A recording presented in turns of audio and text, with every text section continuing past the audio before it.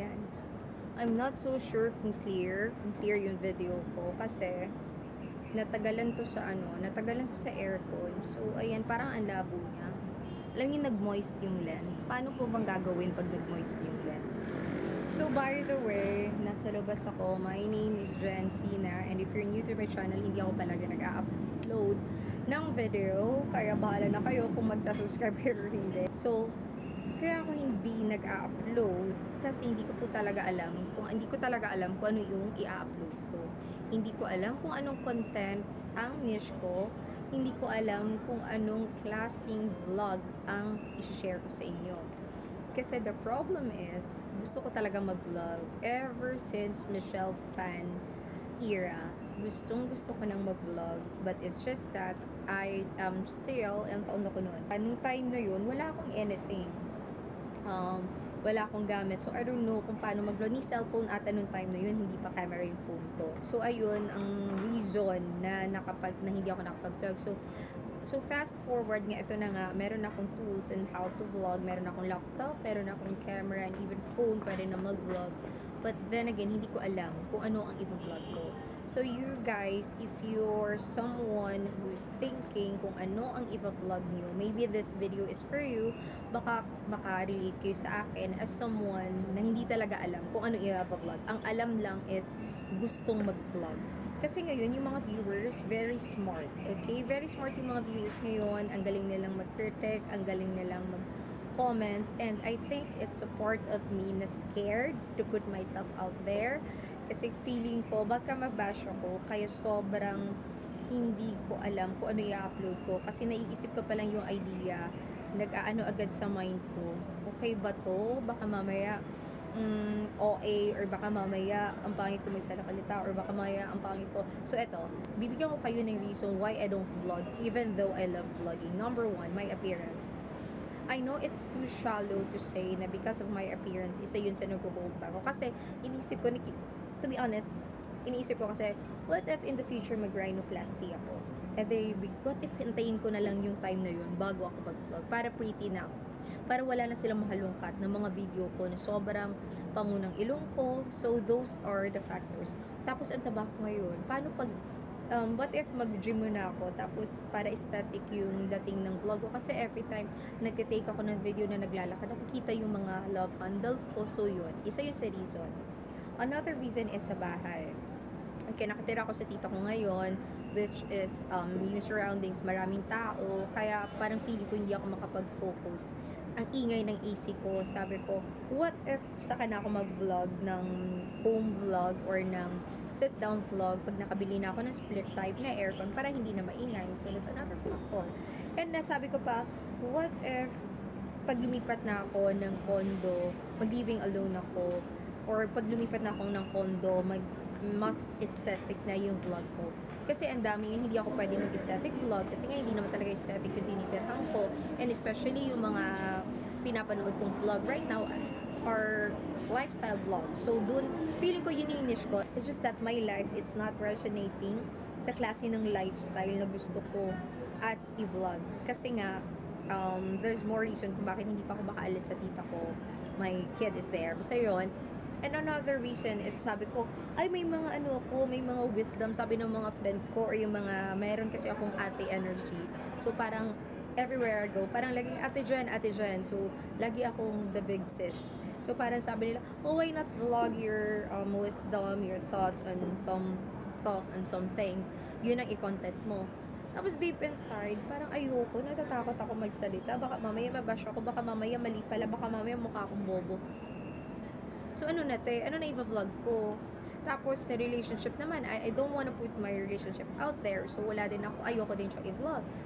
So, yung a day in a life naman, I am thinking, lagi akong nagmamadali. I am always in a rush. I don't know, but I'm always in a rush.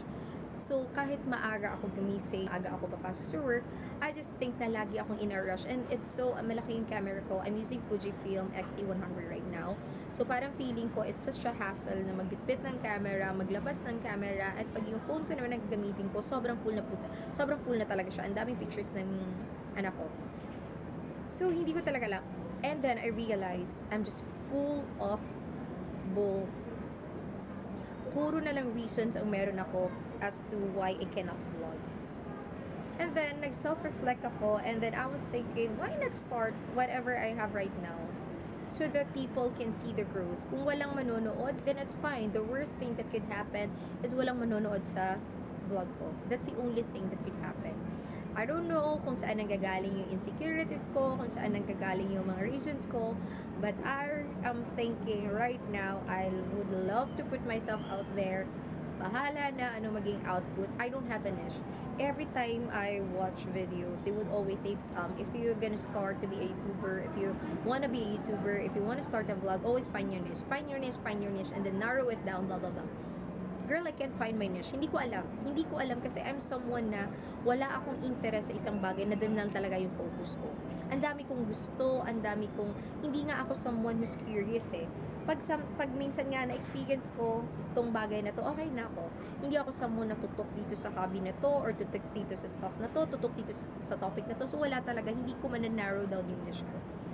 So maybe there's someone out there na katulad ko na hindi alam yung gusto. Sige, eto na yung vlog for you. Para sa maging chop suey na tong vlog ko, hindi ko talaga alam saang era na ako ngayon. So, samahan nyo ako sa era na yon na hindi alam ang gusto, na very indecisive sa mga bagay-bagay. Let's see kung anong abutin ng vlog na to. All I know is I love vlogging. I just don't know what to post. I just don't know what to upload. And maybe once again, I am just too scared to put myself out there. So, I think yun yung isa sa mga reasons kung bakit hindi ako makapag-share. And so, my food is here. Ayan. So, nandito ako ngayon outside. So, trying to vlog ng nasa labas. Kaya, parang talaga pinupush ko yung sarili ko na, yeah, you do videos right now and doon ka sa labas kaya maraming tao or hindi, mag-vlog ka. Super outdoor. And then, I ordered this one. So, I have here salad and pasta, and then meron pa daw dessert later. So ayun lang naman. I just feel also that my life is so boring, so I don't think I have something valuable to share with everyone. Pero let's see, feeling ko talaga pinapangunahan ko lang lahat. Ang dami kong sinasabi, ako na din sumasagot. So it only means I'm just making excuses.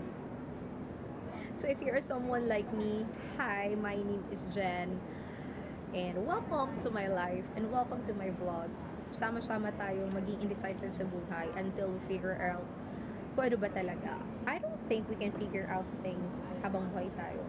So kung hindi ko alam yung niche ko ngayon, sige na, hayaan ko na mag-chop sa yung vlog ko, and then, yeah, kung sino yung sasama sa vlog ko, let's figure it out together kung ano man ang aabutin ng vlog ko. Yeah, upload na upload, and then if somebody would resonate sa buhay ko, and then I think that's the time na makukuha ko yung sagot ko. I don't know. So if you're someone who wanna do vlog, mag-start ka na. Huwag niyo akong gayahin kasi as you can see, ang tagal na nung YouTube channel ko. Sobrang tagal na niyan nung walang growth. Why? I upload one video in a month. Next month, sobrang parang sobrang motivated ako. Mag-a-upload ako every week. And then, I'm gone for 6 months. So, I think that's the mistake na nagawa ko din. And I am too focused on what to do, what to vlog. And too focused on watching videos. And then, na-inspire ako doon sa pinapanood ko. And I am putting myself, no, what if ako yan? What if ako yan? Pero hindi ako magiging ako yun. Kasi hindi ako nisa-start. The worst thing is I always start. Pero hindi ako nagiging consistent. So, I'm just telling you that one right now kasi ang tagal ko talagang nag-vlog ng walang growth because of my actions and my excuses. So, if you wanna do vlog, kahit walang nanonood, go. Upload ka lang ng upload. If you can't think of any niche pa, maybe one day, you'll know what video will work pag nag-upload ka. So, that's it. I'm gonna eat and yeah, I think medyo nakaluwag-luwag ako. Medyo nakaluwag-luwag yung damdamin ko na sinabi ko ngayon. Parang may bulb na ting. Yeah, you got your answers. Hindi man lahat, pero I think, yeah. I hope yung video ko clear, no? Kasi nga, nasa office ako, and then, nasa bag ko lang siya. So, nung kinuha ko na, grabe yung noise ng camera ko. So, medyo, ata siya? Medyo, not really clear, but I hope, kasi sayang yung mga pinagdadaldal ko. kung hindi siya clear. That's it. Once again, my name is Jensina. Thank you so much for watching this yapping vlog and rant vlog. But I'm gonna eat. If you want to join me, eat. So, welcome to my boring life. This is my life in my 30s, and let's figure it out together. Ah! Mm, mm, mm. It's a sign. It's a sign. Merong malaking screen, LED sa harap ko, and then it's globe advertisement nakalagay, find your passion. The universe is talking to me. Mamaya pag nag-flash ulit, pakita ko sa inyo nakalagay, find your passion. So see where I'm vlogging, diba? Sobrang daming ano dyan. Hold on. So let's wait for it to come out. Globe kasi yun eh. Adventure araw-araw. I said my life is boring, pero yeah, it's an adventure. Atin ang mundo. Oh, it's gone. Ay, iba-iba ang slides. Hi, Beanie. Oh no, it's gone.